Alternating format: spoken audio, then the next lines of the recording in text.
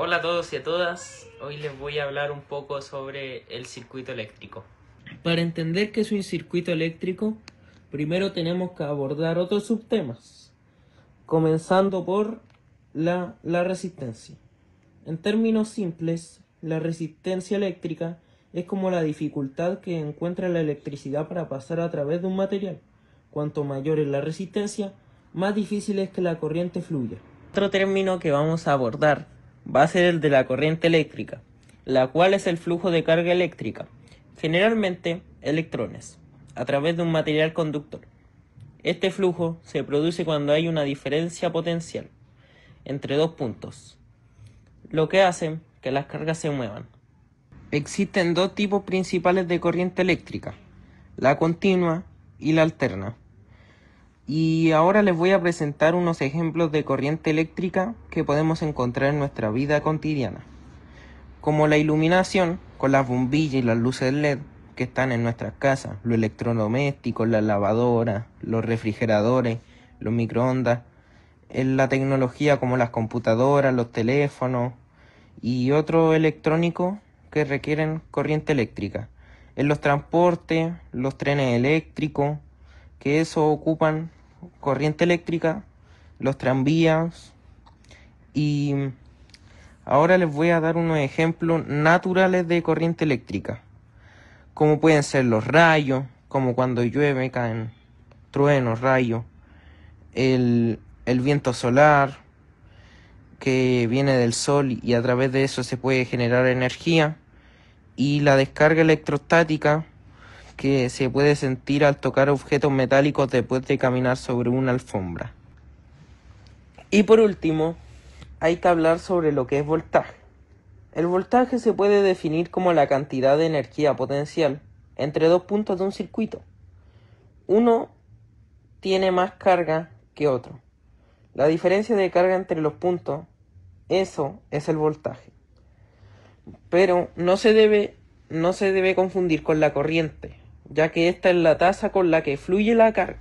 Y algunos ejemplos de voltaje podrían ser las baterías de las linternas, las baterías de los automóviles y la electricidad que llega a nuestros hogares.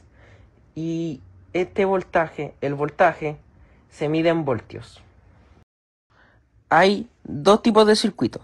Uno es el circuito en serie, en el cual los componentes se conectan uno tras otro, formando un solo camino para la corriente. El otro se llama circuito paralelo, en el cual los componentes se conectan en múltiples caminos, permitiendo que la corriente se divida.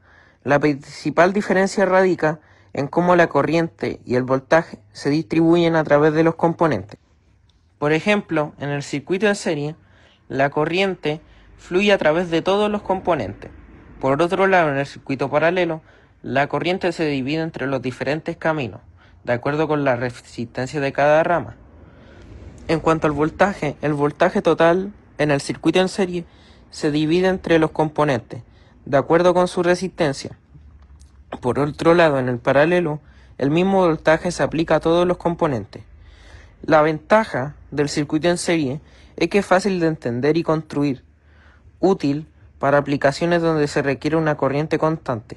La desventaja, si un componente falla, todo el circuito se interrumpe, como por ejemplo las luces navideñas, que cuando una luz falla, todas las luces se apagan o fallan. En cambio, en el circuito paralelo, tiene la ventaja de que si un componente falla, todos los demás siguen funcionando. Una desventaja podría ser de que es más complejo de diseñar y construir, y requiere más cableado. Por ejemplo, los enchufes eléctricos en una casa. Y ahora sí, por último, vamos a hablar de la resistencia equivalente, la cual es la resistencia única que puede reemplazar un grupo de resistencias en un circuito eléctrico, manteniendo la misma corriente y voltajes totales. En otras palabras, es una forma de simplificar un circuito con múltiples resistencias en una sola resistencia con el mismo efecto. Vamos a ver un ejemplo aquí de resistencia en serie, donde la resistencia 1 es equivalente a 5, la resistencia 2 es equivalente a 7 y la resistencia 3 es equivalente a 9. Todo esto lo vamos a sumar y nos va a dar un total de 21. Y en este ejemplo vamos a ver la resistencia equivalente en paralelo. Tenemos el valor de resistencia 1, que es 10, la resistencia 2, que es 15, y la resistencia 3, que es 30. Todo esto sería 1 dividido en resistencia equivalente, que es igual a 1 dividido en 10, más 1 dividido en 15, más 1 dividido en 30.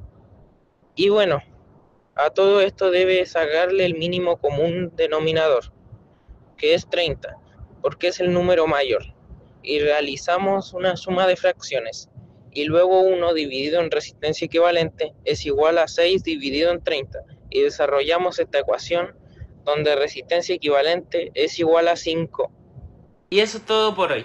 Me despido de todos y todas. Muchas gracias por escuchar.